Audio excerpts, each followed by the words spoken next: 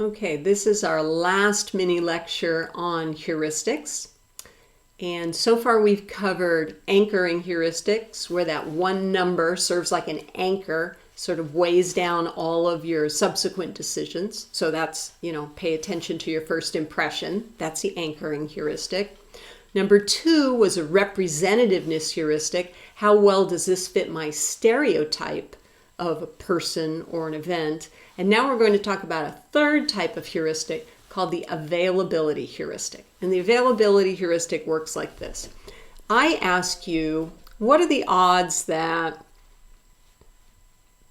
it's going to snow in Los Angeles tomorrow? You might think, how would you answer that question? Well, you could go to read some books or do a historical analysis on every time that it's snowed in Los Angeles, but a quicker way would be to say, when's the last time I can remember it snowing in Los Angeles? I can't remember any examples of it snowing in Los Angeles, so I'm going to say that the probability that it snows tomorrow in Los Angeles is 0. That's the availability heuristic. How available are past examples of that thing I'm judging now? So what's the likelihood that it's going to snow? Well, how available in my memory is past examples of when it snowed, right? What's the likelihood that a coyote is going to walk down my driveway tonight? Well, I think back, how many times has a coyote walked down my driveway? Well, once or twice a week. So I'd say the odds are, 20%. That's the availability heuristic. It works really well, except our memory systems, as you know, are not perfect. There are certain things that are easier for us to remember than others. And the things that are easy to remember make us feel like those events, similar events, are more likely to happen even when they aren't. So what makes it easier for us to retrieve a memory? Well, if it's something we've heard about recently, it's easy to recall that, right? If something is very distinct or unusual, like a mountain lion, I come out of my house and a mountain lion's at the car. Wow, that's distinct and vivid, and I'm never going to forget it. Because of that, I'm going to think that the odds that a mountain lion will be on my car are actually higher than they really are. And another thing that leads us to have sort of biased retrieval is when events are really emotionally charged or something we talk about a lot. So let me give you some examples. If you ask parents, what are the 5 things that they most worry about happening to their children? According to the Mayo Clinic, parents will say what they're most worried about for their kids are kidnapping, school snipers, terrorists, dangerous strangers, and drugs. Okay? Dangerous strangers would be like stranger danger. Okay. So that's what parents are worried about. But let's look at what actually happens to kids. What are the 5 biggest bad things that happen to kids under the age of 18? Number 1, car accidents. Number 2, homicide, usually by somebody who is known to the kid. 3, child abuse. Again, usually by somebody who's known, almost always by somebody who's known to the child. 4, suicide. 5, drowning. Okay, what I want you to notice, and this is a really important slide for real life, what I want you to notice is the total disconnect between what really hurts children and what parents are afraid will hurt their children. They're totally disconnected, right? Car accidents appear nowhere on the list of things that parents are worried about, when in fact that's the thing most likely to kill their kid. How did that happen? Turns out the availability heuristic. Everything on the right side of that slide, kidnapping, snipers, terrorists, drugs, dangerous strangers, Those are all events that when they happen are covered by the media. They're in the LA Times, they're in your social media, they're, on TV, CNN covers it. But a car accident, there are car accidents every day in LA. They don't make the paper. So even though you're more likely to die from a car accident than from a kidnapping or being shot at by a sniper or taken by a terrorist, you're much more likely to die in a car accident. People don't really worry about it. Why? Because it doesn't make the news.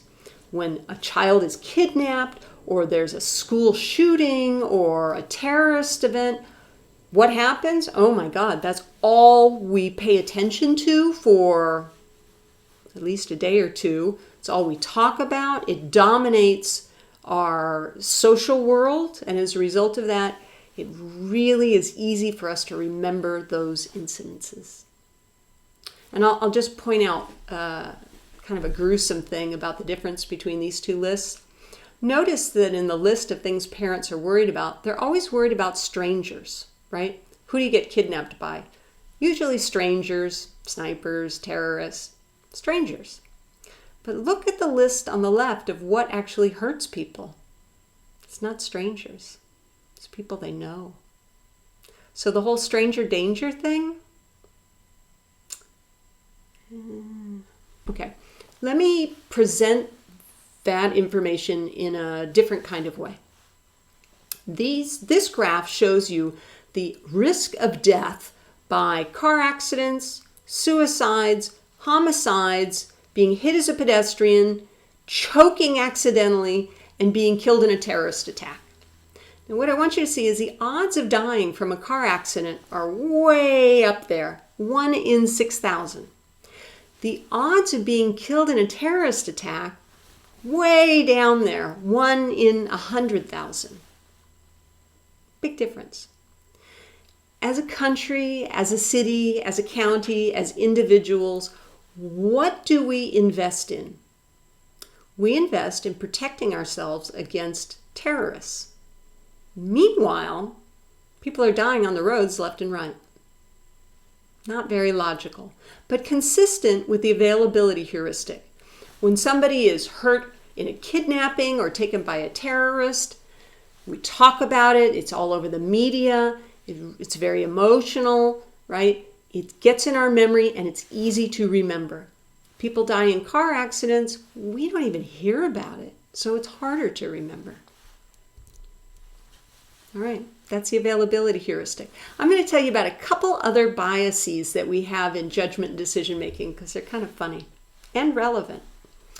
One of them is confirmation bias, and that is the tendency to look for information that confirms your pre-existing beliefs. So a great example is debates. Think about presidential debates, vice presidential debates, Senate debates, whatever.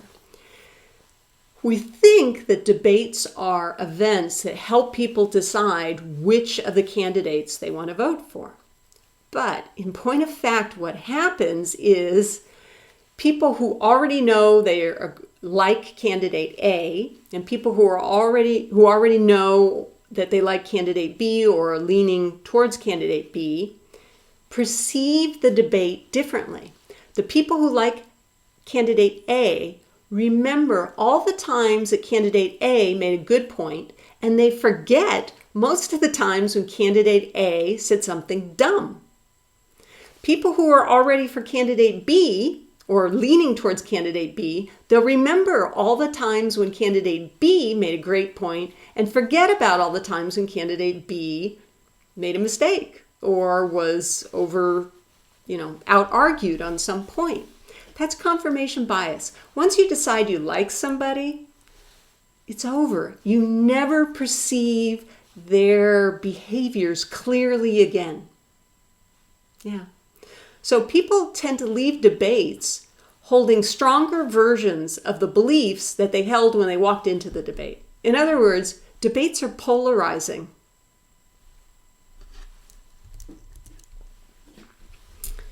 There's also something called an illusory correlation. We see correlations where there are none. Remember when I went on and on and on about correlation is not causation, correlation is not causation? It's related to that idea. We tend to see relationships between variables where there aren't any. And you see this a lot in athletics. So for example, let's take baseball. Sometimes if you get towards a championship games in baseball, if a player has been playing very well, then they'll say, ooh, I need to do everything today just like I did yesterday because I played so well yesterday. So they end up wearing the same stinky socks or not shaving or not bathing or whatever because they think that the association between having played well and not shaving or having played well and not bathing somehow is what caused them to play well. We make these illusory correlation mistakes all the time. And then lastly, I want to talk just a little bit about something called belief perseverance. It's actually sort of, if I think about it, an extension of confirmation bias. Belief perseverance says, once you've made a decision about somebody or something, you hang on to that belief no matter what the evidence. We cling to the evidence that supports what we already believed, and we disregard the evidence that should be changing our minds. So right now we're in a presidential election season, and the country is widely divided, and people on both sides keep thinking, well, the candidate this time, because of the candidate's actions, that'll change people's beliefs. Or, oh, that was so outrageous, that'll change voters' minds. Never does. Never does, because of belief perseverance. Once you decide somebody is a jerk, then no matter what they do, you're going to cherry pick your experiences with that person such that everything that confirms your belief that that person is a jerk, you remember. And everything that shows that the person isn't a jerk all the time, or maybe isn't a jerk at all, you ignore it. Belief perseverance. So let me give you some examples. Some people continue to believe that climate change is not happening, that it's not real, even though every reputable scientist in the field says, holy smokes, look out, climate change is happening, and it's happening even faster than we thought. Look at the fires in California, for example. Once you believe that climate change is a hoax, that it's not real, oh, those scientists, who cares what scientists think? It's over. It's over. You are going to dismiss all the evidence that supports climate change. In other words, it's really hard to get people to change their minds. Another example of belief perseverance. Someone has 4 car accidents in a year, but they still think they're a good driver, right? You think you're a good cook, but you burn dinner. Like, oh, well, I just burned it this time, and oh, yeah. Okay, last month I burned it too, but I'm still a good cook. That's belief perseverance. That's another example of our goofy decision making. And lastly, I want to talk about framing. And for anybody going to medical school, I really need you to get this, to understand this. Framing says that the way that you frame a question, the way you word a question, has a huge impact on the answers you're going to get to that question. And this is very important for doctors when they talk to their patients about treatment options. The way they talk about those treatment options determines the decisions that their patients are going to make. Not 100%, but it's a powerful effect nonetheless. So let me give you an example. You go to the grocery store to buy some hamburger. What are you more likely to buy? A package of ground beef that says 25% fat, or a package of ground beef that says 75% lean? Well, who wants to eat 25% fat? That's gross. I'm going to get the 75% lean. Now, the labels mean exactly the same thing, right? But we pick the hamburger that's labeled in a way that emphasizes leanness instead of fat content. Okay, for those of you who are planning on being not doctors or nurses, pay attention to this one. What's the best way to talk to a cancer patient about a possible treatment? Should you tell them there's a 10% chance that the treatment will save their lives? Or should you tell them there's a 90% chance that it will fail? Well, if you tell them there's a 10% chance that it'll save their life, then that's what they'll focus on, the saving of the life, the 10%. But of course, 10% means 90% of the time it's not going to work. So if you draw their attention to the 90% failure rate, then they won't have the treatment. Framing, the way you present a question, has a big impact on the way people will answer it. Okay, guys, that's it for our thinking lecture series. Thanks for watching.